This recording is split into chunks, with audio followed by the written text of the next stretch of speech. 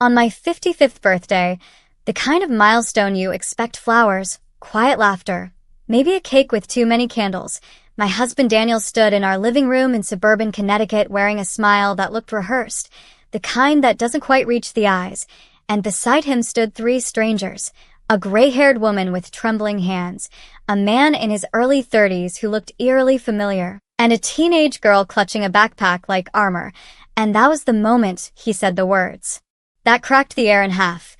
There's something I should have told you 30 years ago. And before I could respond, before my guests could stop chewing mid-bite, he confessed that before he met me, before our wedding, before our children, he had another family he had hidden for 3 decades, a wife he never divorced, and 2 children he had abandoned but secretly supported from afar, and I remember how the room went painfully silent, how every face turned toward me expecting tears or screams, or collapse, but instead I smiled, a slow, calm smile that surprised even me, and I said, "Happy birthday to all of us," because for years I had known something was wrong. Late-night calls, unexplained bank transfers, business trips that didn't add up, the way Daniel sometimes stared at our son as if searching for guilt rather than love, and I had waited, patiently, not out of weakness but strategy. So when I reached under the table and brought out the small, neatly wrapped box I had prepared, weeks earlier, his smile faded instantly, because deep down he knew this moment wasn't one-sided, and as I handed him the box I said softly, "Open it, Daniel, since honesty is today's theme," and his hands shook as he peeled back the paper to reveal a USB drive and a thick envelope, inside of which were copies of private investigator reports, bank records, photographs of his secret visits to a modest home in Ohio, legal documents proving he was still legally married to the woman standing behind him, and a notarized letter outlining every financial move he had made without my consent, because while he was busy living 2 lives, I had been quietly documenting everything, and as the color drained from his face, I leaned closer and whispered words only he could hear. I knew for 11 years, and suddenly the power in the room shifted, because the strangers he brought expecting shame instead witnessed his unraveling, the gray-haired woman's eyes filling with tears not of victory but regret, the son staring at Daniel with disappointment sharper than anger, the teenage girl realizing the man she barely knew had never been the hero she imagined, and I stood up, raised my glass, and told the room that tonight wasn't about betrayal but truth, because in America, where we believe in clean slates and legal consequences, truth eventually demands a receipt, and Daniel's came gift-wrapped, since inside the envelope was also a copy of the divorce filing I had already submitted along with evidence forwarded to my attorney, my accountant, and yes, his employer, because his career relied heavily on integrity clauses he had violated for years, and when he tried to speak, tried to explain, tried to beg, I stopped him with a single raised finger, because suspense doesn't live in chaos but in control, and I calmly explained how every unexplained dollar he sent away had been traced, how the college fund he promised our daughter but secretly diverted had been restored using a trust I opened in my name, how the house was protected under a prenuptial amendment he never bothered to read, and how the box he opened was not revenge but closure, because while he had a family for 30 years, I built a future that no longer included him, and the guests slowly began to leave, uncomfortable but enlightened, and the secret family stood frozen, unsure whether to apologize or thank me, until I turned to the woman he once married and said,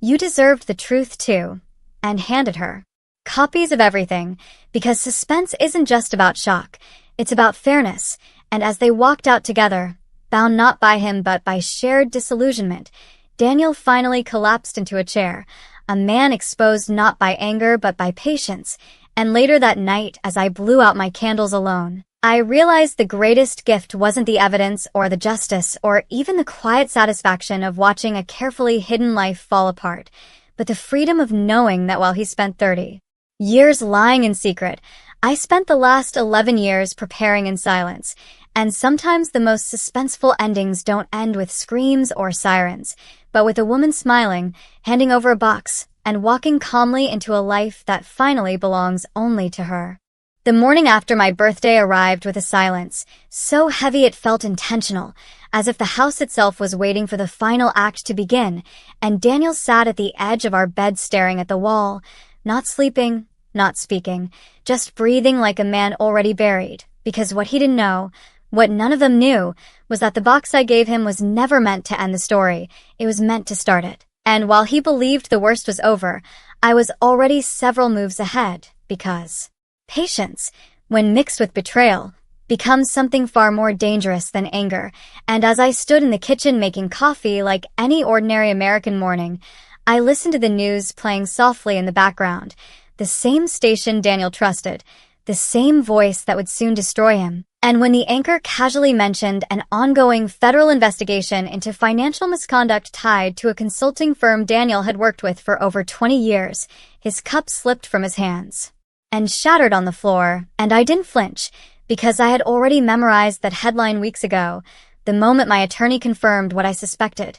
that Daniel's secret family wasn't his only secret, and that the money he sent away wasn't just hidden, it was laundered through accounts opened under false names, some of them linked directly to his first wife without her knowledge. And as Daniel scrambled to turn off the television, panic flooding his face, I calmly said, "You should watch this part, because suspense is cruelest when the truth reveals itself slowly," and the report continued, describing shell companies, forged signatures, and tax evasion stretching back nearly 3 decades, and when the reporter said the investigation was reopened after receiving an anonymous package of evidence, Daniel turned to me, his eyes wide, and whispered, "What did you do?" And for the first time in 30 years, he wasn't lying, he was terrified, and I told him the truth, that 11 years ago, when I hired a private investigator, I hadn't just found a hidden family, I found a pattern, a man who treated laws like vows, temporary and convenient,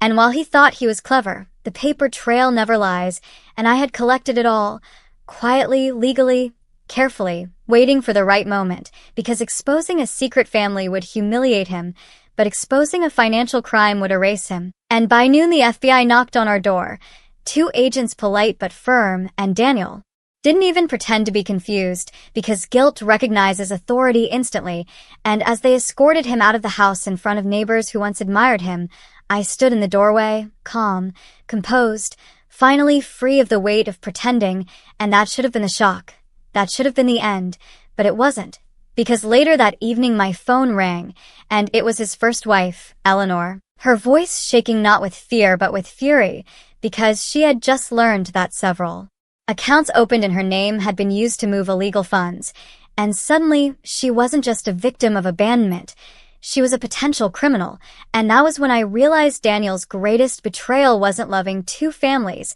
it was sacrificing both to protect himself. And as Eleanor cried on the phone, I told her something I hadn't told anyone else, that I had already contacted a federal attorney on her behalf, that I had evidence proving she never authorized those accounts, and that my anonymous package included documentation clearing her and the children, because revenge that destroys the innocent is just cruelty, and I wasn't cruel, I was precise. And days later, as Daniel sat in a holding facility awaiting formal charges, he finally asked to see me, and I agreed, not for closure, but for confirmation, and when I sat across from him separated by glass, he asked the question that haunted him most, "Why didn't you leave when you found out?" And I smiled, not out of satisfaction, but truth, and said, "Because if I had left, you would still be lying." And that was when he broke, because men like Daniel fear exposure more than loneliness, and weeks turned into months as the case exploded nationally,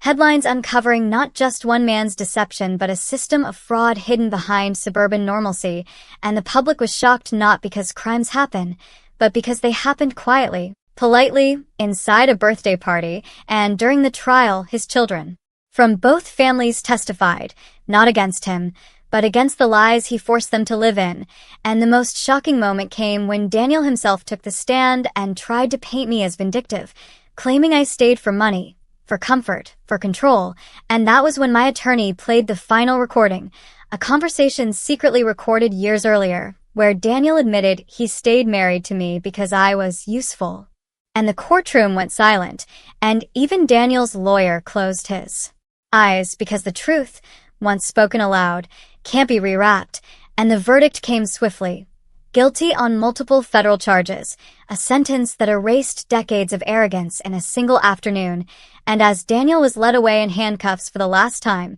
he looked at me not with anger, but disbelief, because he had underestimated silence, patience, and a woman who learned how to wait. And 1 year later, on my next birthday, I received a letter from prison, unopened, because suspense doesn't always require answers. Sometimes it requires boundaries, and I placed that letter in a box, my own box, sealed it, and donated it along with everything that reminded me of him, because the most shocking ending wasn't his arrest or his downfall. It was that the woman he lied to for 30 years walked away without hate, without regret, and without looking back, finally understanding that the greatest power isn't revenge. It's choosing the exact moment to tell the truth and letting the truth do the rest.